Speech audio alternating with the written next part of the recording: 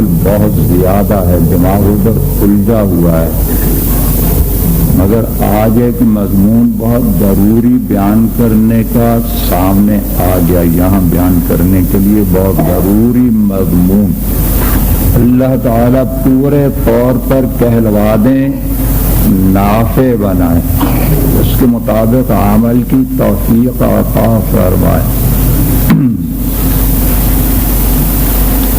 اس cassette کو بھی جس میں یہ مضمون ہوگا زیادہ سے زیادہ شائع کیا جائے، اس کی تاکید کرتا ہوں۔ مسئلہ یہ ہے کہ بعض لوگ یہ کہتے ہیں کہ ہمیں کشف کے ذریعہ لیلۃ القدر کا علم ہو جاتا ہے، کشف ہوا ہے کہ فلاں تاریخ کو شب قدر ہوگی۔ ایسا کہنے میں کتنے فسادات ہیں، کتنے نقصان ہیں، وہ نمبر وار بتانا چاہتا ہوں۔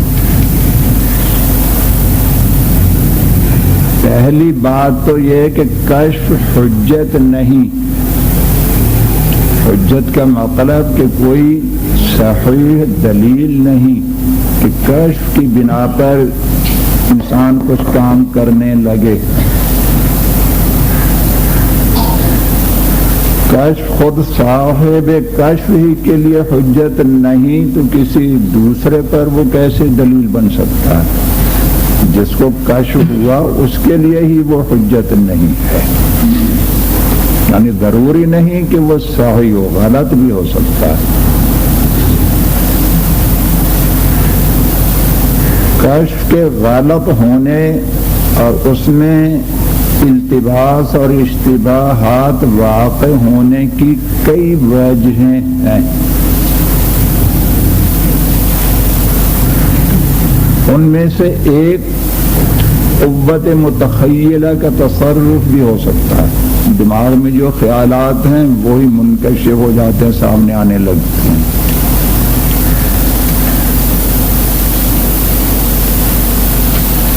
دوسرا فساد ہے تعارض۔ تفصیل اس کی یہ ہے کہ ایک بزرگ کو کشف ہو گیا کہ 21ویں تاریخ میں لیلۃ القدر ہے، کسی دوسرے کو کشف ہو گیا کہ 22 میں ہے، کسی کو ہو گیا 23 میں، اور 10 بزرگوں کو الگ الگ راتوں کے بارے میں کشف ہو گیا۔ انہوں نے اپنے اپنے حلقے میں دعویٰ بھی کر دیا، بتا دیا۔ جو لوگ سننے والے ہیں ان کا اولیاء اللہ سے اعتماد اٹھ جائے گا۔ فلاں بزرگ فلاں رات میں کہتے ہیں، فلاں بزرگ فلاں میں، فلاں فلاں میں، یہ ساری ایسے ہی بنائی ہوئے ہیں، کوئی بھی صحیح نہیں، کسی پر اعتماد نہیں رہے گا۔ اور مشائخ سے، اللہ والوں سے اعتماد اٹھ جانا وہ دین کی بربادی ہے، لوگوں کا دین برباد ہوگا، بے دینی پیدا ہوگی۔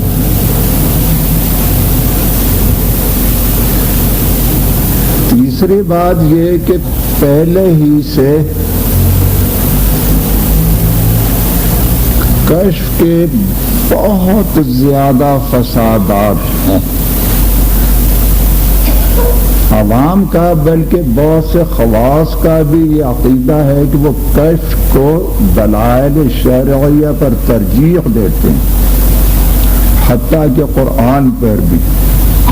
قرآن میں، حدیث میں، فقہ میں، اجماع امت میں ایک مسئلہ اس طریقے سے ہے تو وہ دوسرے کہہ دیتے اس کو کشف ہوا ہے، وہ کشف سے سارے اسلام کو رد کر دیتے ہیں۔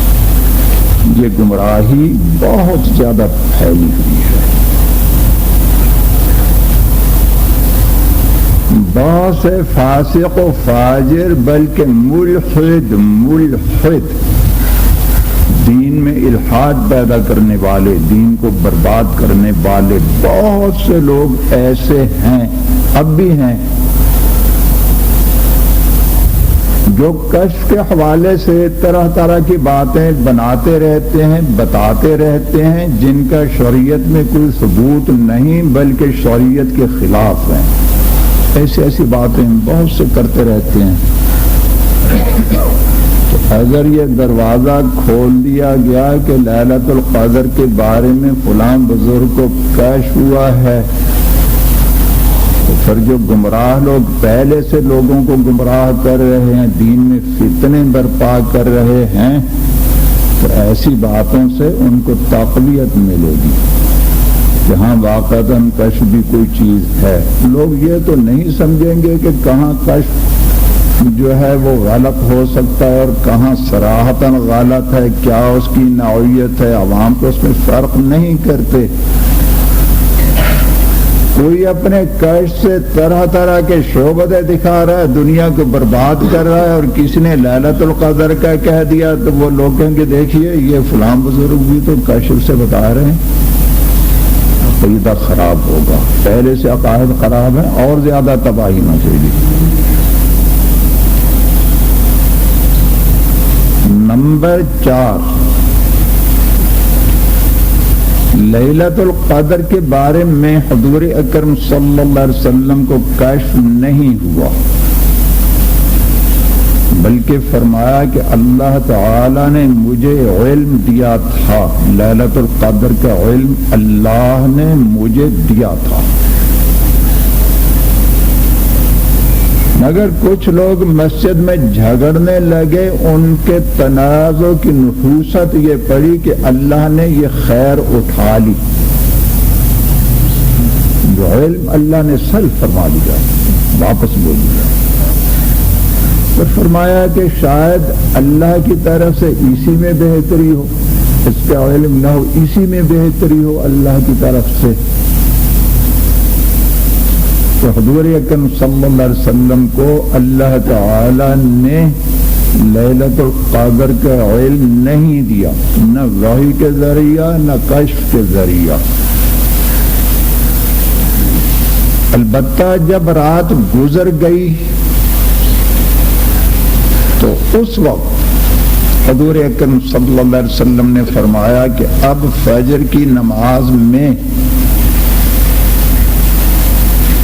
اور صحابہ کرام رضی اللہ تعالی عنہم نے بھی حضور اکرم صلی اللہ علیہ وسلم کی فرمودہ علامات کے مطابق فجر کی نماز میں پتہ چلا کہ جو رات گزر گئی ہے وہ لیلۃ القدر تھی۔ تو گزرنے کے بعد پتہ چلا، پہلے پتہ نہیں چلا۔ جب گزر ہی گئی تو اس کے بعد کیا قصہ ہوا؟ حاصل یہ کہ حضور اکرم صلی اللہ علیہ وسلم کو تو علم نہ ہوا۔ اب اگر کوئی بزرگ یہ کہہ دے کہ مجھے کشف ہوا ہے یا ہوتا رہتا ہے، تو بظاہر حضور اکرم صلی اللہ علیہ وسلم پر تفرق یعنی بڑے ہونے کا دعویٰ۔ بظاہر اس لیے کہہ رہا ہوں کہ کچھ تعویل تو ہو سکتی ہے، تو اس کا مقصد یہ نہیں ہے بڑا بننا یا بڑے ہونے کا دعویٰ نہیں ہے، مگر بظاہر تو ایسے معلوم ہوتا ہے۔ کسی کو یہ بدگمانی ہو بھی سکتی ہے کہ یہ اپنے کو حضور اکرم صلی اللہ علیہ وسلم سے بڑا بنا رہا ہے۔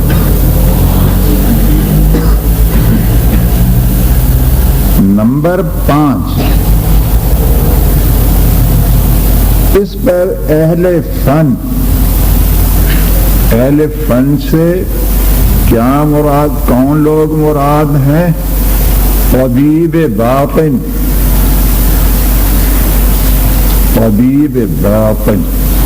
دل کے روگوں کے علاج کرنے والے، بندوں کے دلوں سے دنیا کی محبت کھرچ کر اللہ سے ملانے والے، جو لوگ اس فن کے ماہر ہوتے ہیں ان کو طبیب روحانی، معالج روحانی، طبیب قلب ان کو کہا جاتا ہے۔ تو اہل فن سے مراد میری یہ ہے۔ یہ ماہرین فن اس پر متفق ہیں کہ کشف زیادہ تر اغبیاء کو ہوتا ہے. غبی آدمی جس کا ذہن نہ ہو، کند ذہن، کم عقل، پاگل، ایسے لوگوں کو کشف زیادہ ہوتا ہے. اس پر ماہرین فن کا اجماع ہے، یعنی سب کا بالاتفاق یہ فیصلہ ہے کہ اغبیاء کو کشف زیادہ ہوتا ہے. ذہین آدمی کو یا تو کشف ہوتا ہی نہیں، اور اگر ہوتا ہے تو بہت کم. اس کی وجہ یہ ہے کہ کشف کے لیے یکسوئی اور ارتکاز توجہ ضروری ہے. یکسوئی اور ارتکاز توجہ پر کشف موقوف ہے. ذہین آدمی میں یکسوئی جلدی پیدا نہیں ہوتی، اس کے ذہن میں توقد ہوتا ہے. اس کا ذہن تو چلتا پھرتا رہتا ہے، برا ہے تو برائی کی طرف، نیک ہے تو اللہ تعالیٰ کی شؤون کی طرف. اللہ تعالیٰ کی کیا کیا شانیں، کیا کیا رحمتیں.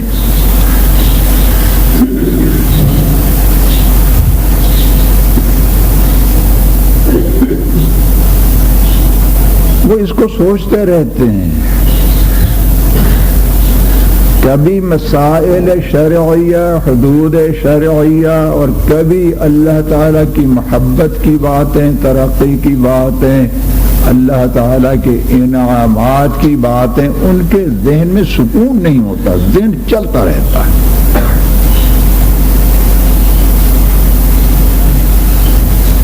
اور جو غبی ہوتے ہیں، نیم پاگل اس سے بھی زیادہ، مکمل پاگل اس سے بھی زیادہ، ان کے ذہن میں وہ سرعت نہیں ہوتی، ذہن میں حرکت نہیں ہوتی، ان میں جمود ہوتا ہے، خمود ہوتا ہے. تو اس لیے ان میں ارتکاز توجہ اور یکسوئی رہتی ہے. ذہن چلتا ہی نہیں ادھر ادھر، تو اس میں یکسوئی ہوتی.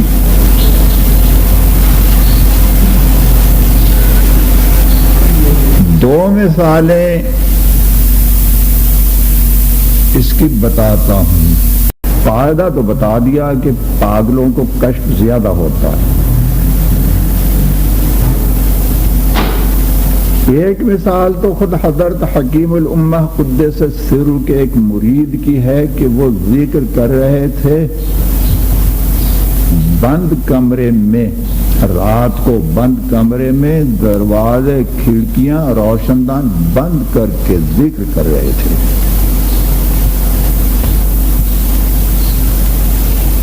تو ان کو آسمان کے ستارے نظر آنے لگے تو بہت خوش ہوئے کہ میں تو پہنچ گیا، ولی اللہ بن گیا. تو شیخ کو لکھا، ماشاء اللہ آپ کی بارکات اور دعاؤں سے بہت ترقی ہو گئی. کمرے کے دروازے کھڑکیاں روشن دان سب بند ہیں، ستارے نظر آ رہے ہیں. تو شیخ نے یعنی حضرت حکیم الامہ قدس سر نے تنبیہ فرمائی، فرمایا تمہارا دماغ خراب ہو رہا ہے، فوراً پہلی فرصت میں دماغی اسپیشلسٹ کو دکھاؤ، کسی طبیب سے علاج کروا، دماغ خراب ہو رہا ہے. دیکھیے اس کو کتنا بڑا کشف ہوا. کمرہ بند ہے، اندھیرا ہے، دروازے بھی بند ہیں، کھڑکیاں بند ہیں، روشن دان بھی بند ہیں، تو کشف ہو رہا ہے، ستارے نظر آ رہے ہیں. اب پاگل ہو رہے ہو، جلدی علاج کروا. دوسرا قصہ یہیں پیش آیا. شروع میں جب ہم نے کام شروع کیا تو اس طرف کچے کمرے تھے. تو جہالت کی بات، پرانے زمانے کی جہالتیں اب تک چل رہی ہیں. وہ یہ کہ لوگ بخار میں دمبے کی کھال چڑھاؤ، یا سر پر کپڑے باندھو، رضائیاں لو، سر پر زیادہ زیادہ کمبل رضائیاں. تو یہاں بھی وہ مولوی صاحب پرانے زمانے کے تھے، تو انہوں نے ٹائیفائڈ میں خوب اوپر لے لے کر سرور باندھ کر، وہ بخار چڑھ گیا سر کو، وہ کچھ ایسی بہکی باتیں کرنے لگے. دوسرے طلباء نے مجھے بتایا تو میں دیکھنے گیا، تو وہ مجھے کیا کہتے ہیں، ادھر کو روشن دان تھا ان کمروں میں، اس طرف کو ایسے کر کے کہتے ہیں وہ اس میں پرندہ بیٹھا ہوا ہے، کدھر سے آ گیا؟ تو میں نے کہا اس میں تو کوئی پرندہ بھی نہیں ہے. تو جلدی سے چشمہ اٹھایا، اس کی چارپائی پر سرانے کی طرف ساتھ ہی چشمہ بھی رکھا، جلدی سے وہ ہے تو وہ کشف ہو رہا تھا. دماغ کو بخار چڑھ گیا، ہذیان ہو گیا، پاگل ہو گیا، اس میں اس کو کشف ہو رہا ہے. پرندہ معلوم نہیں، کہیں دور سینکڑوں میلوں پر کہیں بیٹھا ہوا ہے، اس کو ادھر نظر آ کشف. پاگلوں کو کشف ہوتا ہے. حضرت حکیم الامہ قدس سرہ کے ملفوظات میں کہیں نظر سے گزرا ہے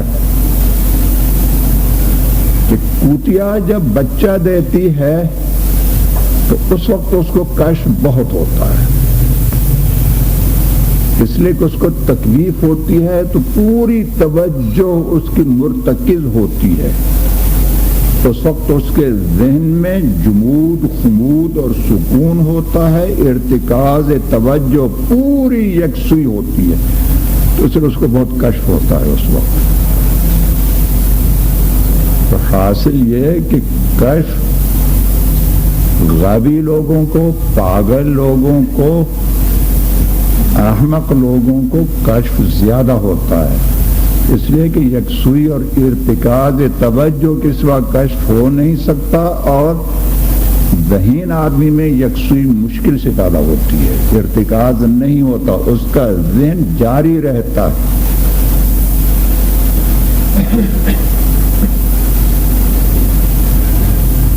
اس تفصیل کے بعد یہ سمجھیں کہ اگر کوئی شخص یہ کہتا ہے کہ مجھے کشف ہوا ہے،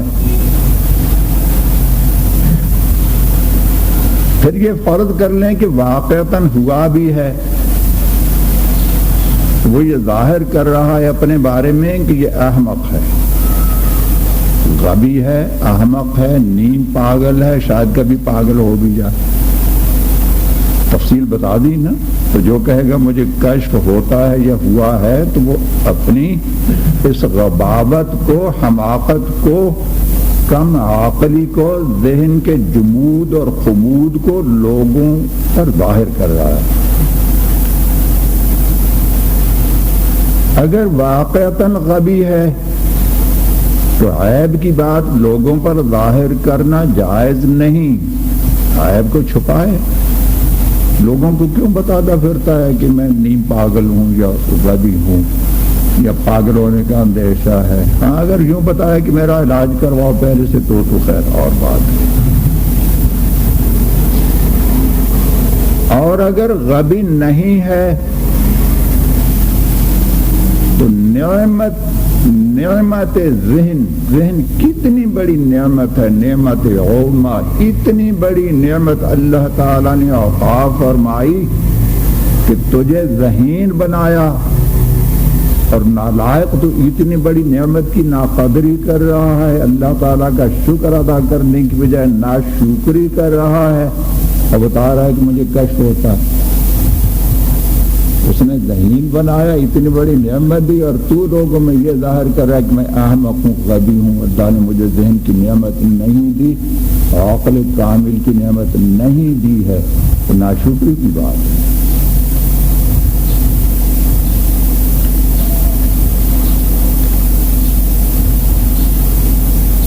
نمبر 6،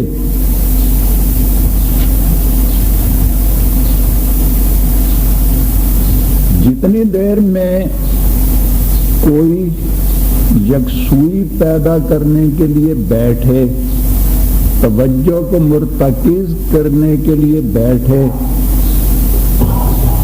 کہ پتہ چل جائے کہ آج لیلۃ القدر ہے یا نہیں یا کب ہوگی، یہ کشف حاصل کرنے کے لیے وہ مراقبہ کر کے بیٹھا ہوا ہے، توجہ کو مرتکز کر رہا ہے، یکسوئی پیدا کر رہا ہے۔ اتنی دیر میں وہ توجہ اللہ سے کام کیوں نہیں لیتا؟ اتنی دیر میں اللہ کی طرف توجہ کرے۔ عبادت کی کمیت اور کیفیت اور تعلق میں اللہ کی محبت، اللہ کا عشق بڑھانے کی کوشش کرے، تو اتنا اونچا مقام چھوڑ کر یہ ادھر ہے مراقبہ کر کے بیٹھا ہوا ہے، توجہ میں ارتکاز پیدا کر رہا ہے، یکسوئی پیدا کر کے پتہ چل جائے کہ یہ لیلۃ القدر کب ہے، یہ کشف ہو جائے، اس کو حاصل کرنے کے لیے بیٹھا ہوا۔ غور کیجئے کہ اپنا نقصان کر رہا ہے یا فائدہ کر رہا ہے؟ اونچا درجہ چھوڑ کر توجہ اللہ اور اس میں ترقی، اس کو چھوڑ کر یہ کشف پیدا کرنے کے لیے تو وہ ادھر متوجہ ہو رہا ہے۔ حضرت حکیم الامہ قدس سرہ کی خدمت میں ایک بار کچھ لوگ ایک کافر کو لائے،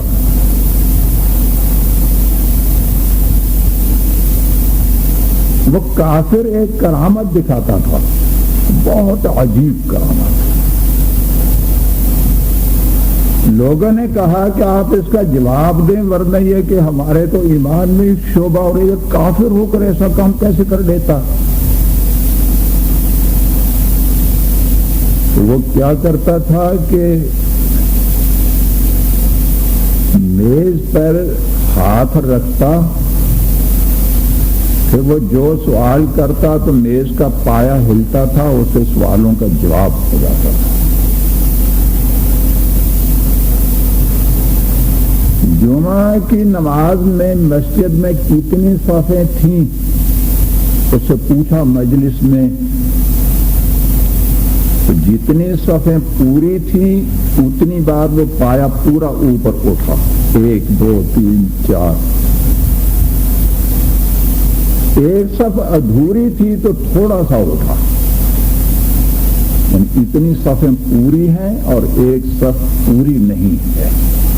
بہت تعجب ہوا کہ عجیب بات۔ وہ کہتا تھا کہ اس کے اندر روح آ جاتی ہے، میز میں روح آ جاتی ہے، وہ بتاتی ہے، روح بھی آتی ہے اور وہ روح عالم الغیب بھی ہے۔ ایسے ایسے مشرک لوگ کیسے؟ وہ تو تھا ہی مشرک، کافر تھا۔ حضرت حکیم الامہ قدس سرہ نے فرمایا کہ میں نے اس سے یہ کہا کہ حضرت حافظ شیرازی رحمہ اللہ تعالی کی روح کو حاضر کرو۔ تو اس کی علامت یہ تھی کہ روح آنے کی علامت یہ تھی کہ پایا تھوڑا سا ایسے حرکت کرتا تھا، آ گئی روح۔ وہ پایا ہلا تو اس نے کہا کہ روح آ گئی ہے۔ تو حضرت رحمہ اللہ نے فرمایا کہ میں نے حافظ رحمہ اللہ تعالی کے کچھ شعر پڑھے، وہ پایا ایسے ایسے جیسے بجدا رہا، حافظ صاحب کی روح کو بجدا رہا تھا۔ یہ لوگ بہت حیران۔ حضرت نے لوگوں سے یہ فرمایا کہ آپ لوگ آج چلے جائیں، کل آئیں، پھر میں بتاؤں گا کہ یہ کیا حقیقت ہے۔ فرمایا کہ میں نے اسی وقت نہیں بتایا، اس میں حکمت کیا تھی؟ اگر اسی وقت بتاتا وہ تو بات ہوتی زبانی، تو میں نے یہ سوچا کہ اس کا توڑ عمل سے کر کے دکھاؤں، جیسے یہ کر رہا میں بھی ایسے کر کے دکھاؤں، اس کے بعد بات کروں گا تو لوگوں کی سمجھ میں آئے گی بات، ورنہ یہ زبانی ہے، وہ کر کے دکھا رہے، آپ زبان سے کہہ رہے ہیں۔ لوگ چلے گئے، فرمایا میں نے میز رکھی، اس پر توجہ ڈالی میز اٹھنے لگی. پہلے تو ہاتھ رکھا, ہاتھ کے ساتھ اٹھنے. ہاں وہ ایک چیز اور بھی ساتھ کرتا تھا کہ کسی سے کہتا تھا میز پر ہاتھ رکھو اور ہاتھ اٹھاؤ, میز اس کے ہاتھ کے ساتھ ساتھ اوپر آ جاتی. فرمایا میں نے میز پر توجہ ڈالی, بغیر ہاتھ رکھے وہ ویسے ہی اٹھ رہی, ویسے ہی اوپر جا رہی. پھر مدرسہ سے چھوٹے سے بچے کو بلایا جو اتنا چھوٹا کہ میز کو اٹھا ہی نہ سکے, اس سے کہا اس پر ہاتھ رکھو. اس نے ہاتھ رکھا اور ہاتھ اوپر اٹھا تو میز اس کے ساتھ بھی جا رہی. پہلے اپنے طور پر اس کی مشق کر لی ان کے آنے سے پہلے. دوسرے دن وہ لوگ جب آئے تو فرمایا کہ دیکھو پہلے میں کر کے دکھاتا ہوں, اس کے بعد اس کی حقیقت بتاؤں گا. تو بچے کو پہلے تو یہ فرمایا کہ دیکھیے یہ تو کسی سے ہاتھ رکھواتا ہے, میز اوپر اٹھتی ہے, میں ویسے ہی دیکھو دیکھو جا رہی.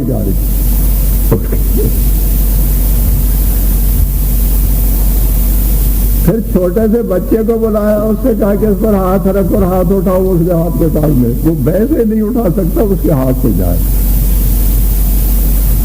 اس کا توڑ کرنے کے بعد سمجھایا کہ یہ مسمرزم ہے, توجہ کا اثر ہے.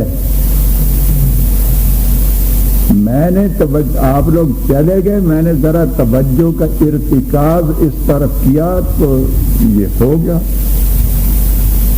اور یہ چیز کافروں کو بھی مل جاتی, جو توجہ ڈالے گا کافروں کو بھی ہو جاتا ہے. اس میں تو اسلام ہی ضروری نہیں ہے کہ جائے کہ وہ کوئی بزرگ ہو, مسلمان ہونا ضروری نہیں. ایک بار تبلیغی بھائیوں نے بتایا,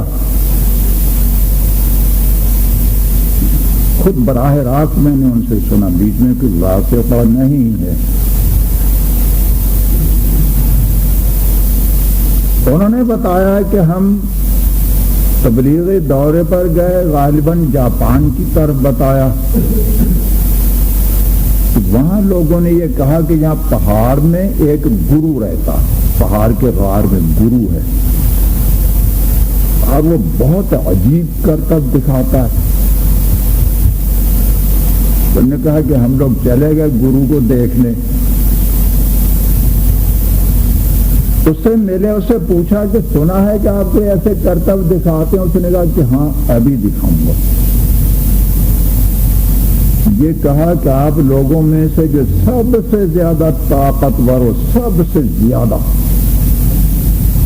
وہ اتنے قدم کے فاصلے پر مجھ سے دور, اتنے قدم کے فاصلے, کچھ قدم بتائے مجھے یاد نہیں, اتنی دور وہ کھڑا ہو جاتا, رخ دوسری جانب کر لے, پشت میری طرف کرے, میں ہوا میں ایسے ہاتھ کا اشارہ کروں گا ہوا میں, وہ وہاں منہ کے بل گر جائے گا. کہا کہ تجربہ کرو. تو انہوں نے ایک آدمی کھڑا کیا, اس نے گرو نے پھر کہا جو سب سے زیادہ طاقتور ہو, گرے نہیں, مضبوط آدمی کھڑا تھا. انہوں نے خوب مضبوط کھڑا کیا. اس کو 2-3 بار متنبہ کیا, خبردار گرنا نہیں, خبردار مضبوط ہو جاؤ, خبردار مضبوط ہو کر کھڑے ہو, گرنا مت. تو ایسے کہہ کر جو یوں کیا وہ گر گیا ادھر. کافر تھا گرو, کوئی بزرگ نہیں تھا. آج کے لیے جو شوبرا بار ایسے ایسے کرتے ہیں نا, توجہ کے اثر ہو, ایسے ہو گیا اور ایسے ہو گیا, دل دھڑ دھڑ کرنے لگا اور یہ وہ, یہ تو گرو ان سے زیادہ ماہر ہے, بہت سے گرو زیادہ ماہر ہیں.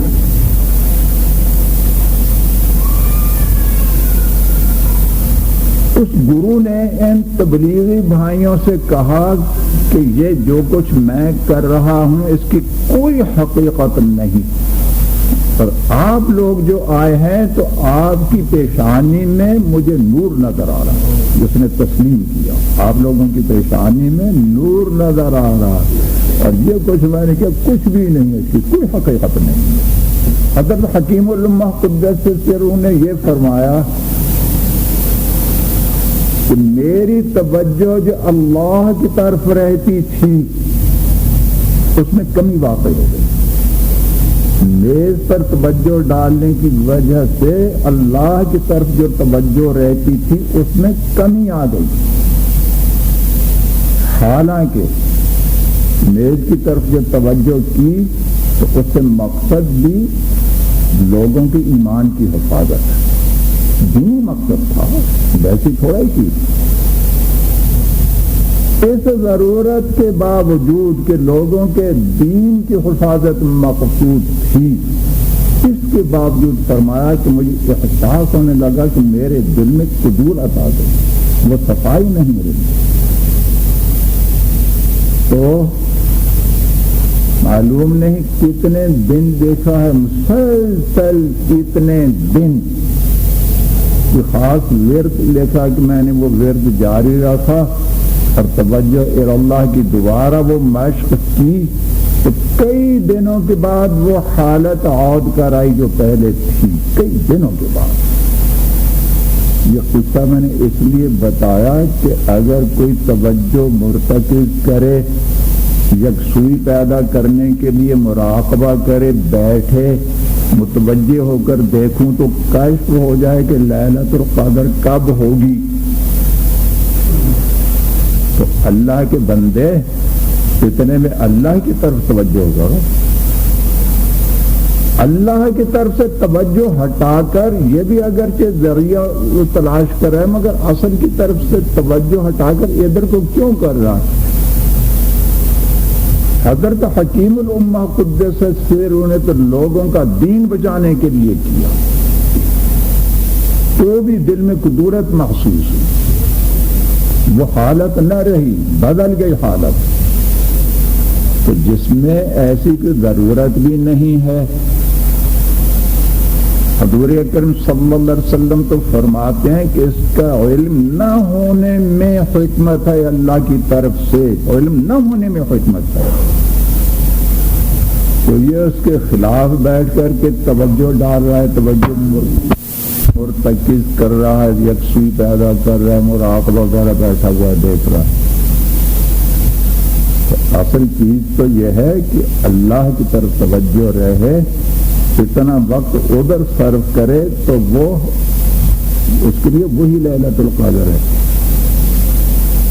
ہر شب شب قدر ہے، اس کا غیر قدر بدانی، اللہ کے بندے تجھے کچھ اگر قدر ہو، اللہ تعالی کے ساتھ محبت اور اس کا کچھ شوق ہو تو تیرے لیے ہر شب شب قدر ہے،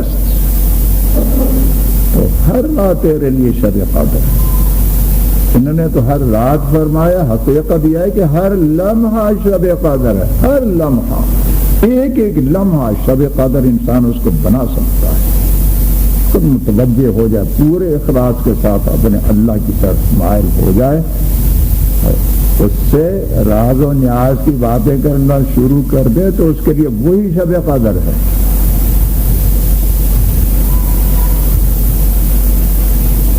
غالباً حضرت ابن فارض رحمہ اللہ تعالی کا قصہ ہے، اس کی تحقیق کر لیں تو بہتر ہے، غالباً انہی کا ہے، ہو سکتا ہے کسی اور بزرگ کا ہو۔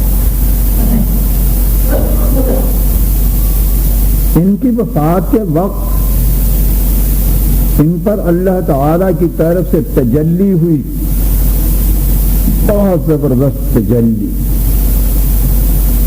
تو یہ کہتے ہیں ان کان منزلتی فی الحب عندکم ما قد رأیت فقد ضیعت ایامی، میرے اللہ تجھ سے محبت میں میرا درجہ اگر تیرے ہاں یہی ہے کہ کشف ہونے لگا، تجلی نظر آ گئی، تو اگر یہی درجہ ہے میری محبت کا تیرے ہاں تو میں نے تو اپنی عمر ضائع کر دی۔ یہ ہوتے ہیں مرد۔ یہ ہوتے ہیں۔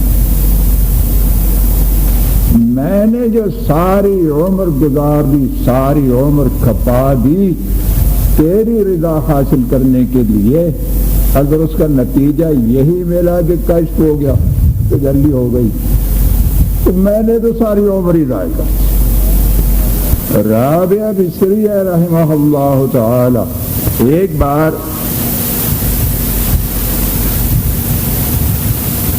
نہر کے کنارے گئیں،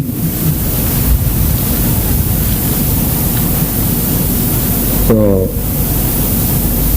دیکھا کہ ایک بزرگ دریا پر مصلی بچھا کر، نہر کے دریا پر مصلی بچھا کر اس کے اوپر نماز پڑھ رہے، نہیں پہلے وہ اوپر تھے، ہوا میں اوپر نماز پڑھ رہے۔ جب یہ پہنچی تو سوچا کہ یہ کچھ پوچھنے آئی ہیں، بات پوچھنے آئی ہیں، تو پھر وہ بیچ میں کچھ رہ گئی بات، وہ دریا میں پڑھ رہے تھے، دریا پر پانی پر مصلی بچھا کر۔ انہوں نے سوچا کہ یہ بھی عجیب بزرگ ہے، اس چیز کو بزرگی سمجھ رکھا، تو انہوں نے اوپر جا کر ہوا میں بچھا لی۔ چلو پانی پر تو پھر بھی کچھ نسبتاً، تو یہ ہوا میں پڑھنا شروع کر۔ وہ سمجھ گئے کہ یہ میرا علاج کرنا چاہتی ہیں، جتلا رہے ہیں۔ انہوں نے پانی پر سے مصلی لپیٹا، باہر کنارے پر آ گئے، یہ ہوا سے اتر آئے باہر، یہ بھی آ گئے۔ تو فرمایا اگر بر آب بینشینی خس باشی و اگر بر ہوا بپری مگس باشی، دل بدستار تا کسی باشی۔ ارے بزرگ صاحب، اگر آپ پانی پر کھڑے ہو گئے اور دامن تر نہیں ہوا تو تنکا بن گئے، تنکا بھی تو رہتا ڈوبتا نہیں ہے، تنکے جتنی دیر پھر بھی دیر رہ سکے گا، تنکا تجھ سے بڑا بزرگ ہوگا۔ اور اگر ہوا میں اڑنے لگا تو مکھی بن گئے، مکھی جتنا پھر بھی نہیں اڑ سکے گا، اترے گا، مکھی تو ہر وقت اڑتی رہے گی۔ دل بدستار تا کسی باشی، مرد بنو مرد، مرد کیسے بنو گے کہ دل پر اللہ کا قانون رہے، دل کبھی کسی حال میں اپنے مالک سے غافل نہ ہونے پائے، اس کے اشاروں کا منتظر ہے، میرا مالک مجھ سے کیا چاہتا ہے۔ یہ ہے مرد، یہ ہوتے مرد بنو مرد۔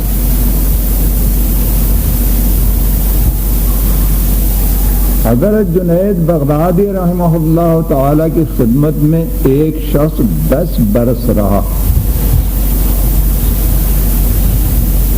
تو وہ دیکھتا رہا کوئی کرامت ہے یا نہیں کرامت، تو 10 برس میں کوئی کرامت بھی نہیں دیکھی، تو واپس جانے لگا۔ انہوں نے پوچھا کیسے، کیا قصہ ہوا؟ اس نے کہا کہ میں نے تو 10 برس ایسی ضائع کر دی، ایک کرامت بھی نہیں دیکھی، واپس جا رہا ہوں، کسی کرامت والے کے پاس جاؤں۔ فرمایا اتنی طویل مدت میں کبھی میرا کوئی قول و عمل شریعت کے خلاف کہیں دیکھا؟ اس نے کہا نہیں۔ فرمایا بس اس سے بڑی کوئی کرامت نہیں۔ الاستقامت فوق الف کرامہ، اللہ تعالیٰ دین پر استقامت عطا فرما دے، استقامت ایسی استقامت کہ دنیا کی کوئی قوت اس میں سر منہ فرق نہ پیدا کر سکے، دنیا کی کوئی قوت، نہ کوئی طمع، نہ کوئی خوف، نہ کوئی محبت، کوئی قوت اس کو اللہ کی رضا کے خلاف پر آمادہ نہ کر سکے، اس کو استقامت کہتے ہیں۔ الاستقامت فوق الف کرامہ، ایک استقامت اللہ تعالیٰ عطا فرما دے تو ہزاروں کرامتوں سے بڑی کرامت ہے، ہزاروں کرامت سے بڑی کرامت۔ تو حاصل یہ کہ یہ جو لوگ کہتے ہیں کہ ہم نے مراقبہ کیا اور کشف ہو گیا، یا بغیر مراقبے ہی کے کشف ہو گیا، تو ایک تو یہ بتا رہے ہیں کہ ہم نیم پاگل ہیں، غبی ہیں، ذہن کچھ بھی نہیں ہے. اور دوسری بات یہ کہ اگر تو غبی ہے، نیم پاگل ہے، تو پھر اتنا وقت اللہ تعالیٰ کی طرف توجہ کر لے، وہی یکسوئی، وہی ارتکاز توجہ اپنے مالک کی طرف کر لے. کل شروع ہی میں بتایا تھا کہ اگر کئی بزرگوں کے کیس میں تعارض ہو گیا تو کیا ہوگا؟ لوگوں کا دین تباہ ہوگا. اس پر ایک قصہ کل رہ گیا بتانا، لطیفہ ہے، لطیفہ.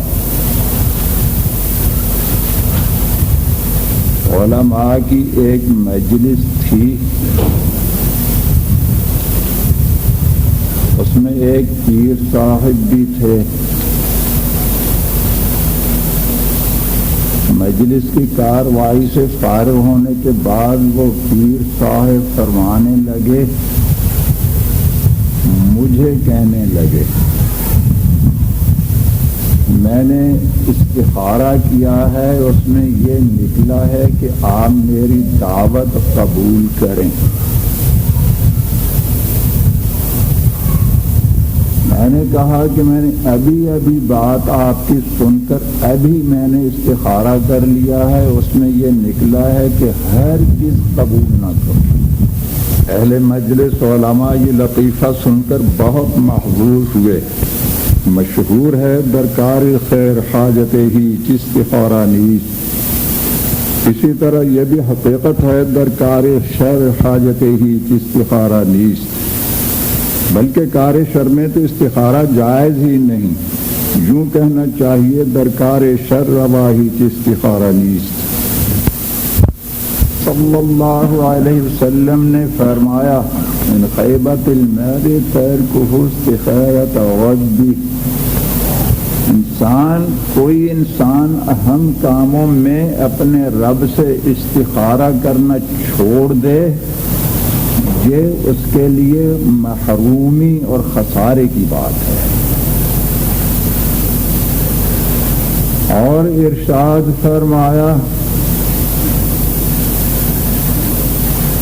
ما خاب من استخار وما ندم من استشار. جس نے استخارہ کر دیا وہ کبھی خسارے میں نہیں رہتا، اور جس نے اہل مشورہ سے مشورہ کر کے کام کیا بشرطے کہ ان میں اہلیت ہو، جن سے مشورہ لے. سب سے بڑی اہلیت یہ ہے کہ دیندار ہو. وہ اپنے کیے پر کبھی پریشان نہیں ہوتا. استخارہ کی اتنی اہمیت، اس لیے بتا رہا ہوں کہ انہوں نے استخارہ کیا تو استخارہ کوئی کشف جیسی چیز نہیں ہے، اہمیت ہے استخارہ کی. کتنی اہمیت میں نے بتا دی. میں نے بھی استخارہ کر لیا. دونوں جانب بہت اہم چیزیں ہیں جن کا آپس میں تصادم ہوا، ٹکراؤ ہوا، تو اہم چیزیں ہیں. پھر یہ کہ اگر تصادم اور مخالفت ہو گئی تو اس میں کوئی خطرے کی بات نہیں. وہ اپنے استخارہ پر عمل کر لیں، میں اپنے پر کروں. استخارہ تو اپنے بارے میں ہوتا ہے، دوسرے کے بارے میں تو نہیں ہوتا. ان کو چاہیے تھا استخارہ یوں کرتے کہ میں فلاں کی دعوت کروں یا نہ کروں. تو انہوں نے استخارہ ایسے کر لیا کہ وہ فلاں میری دعوت قبول کرے یا نہ کرے. یہ ان سے غلطی ہوئی. اگر ان کے استخارے میں یہ نکل آتا ہے کہ فلاں کی دعوت کروں میرے استخارے میں یہ نکل آیا کہ قبول نہ کرو تو ہر ایک اپنے اپنے استخارے پر عمل کرے، وہ دعوت کر دیں اور میں قبول نہ کروں، دونوں کی بات ٹھیک ہو گئی، استخارہ تو دونوں کا صحیح ہو گیا۔